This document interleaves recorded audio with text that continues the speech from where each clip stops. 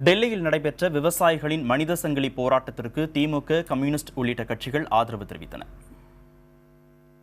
கேரளா, கர்நாடகா போன்ற மாநிலங்களிலே எப்படி சாலைகளின் வழியாக அதை கொண்டு செல்கிறார்களோ அப்படி கொண்டு செல்ல வேண்டும், விவசாயிகளை பாதிக்காத விதத்திலே அதை செயல்படுத்த வேண்டும் என்று தலைவர் கலைஞர் அவர்கள் மிக தெளிவாக தெரிவித்திருக்கிறார்கள்.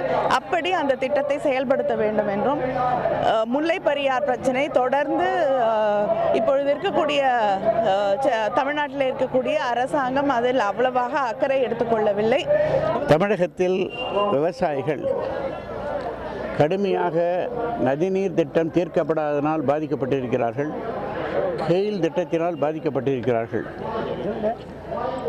ஒரு இன்டர்ஸ்டேட் கவுன்சிலை முறையாக கூட்டி இவைகளையெல்லாம் தீர்க்காது என்பது கடந்த கால தற்பொழுதைய ஆட்சியினுடைய மிகப்பெரிய தவறாகும்.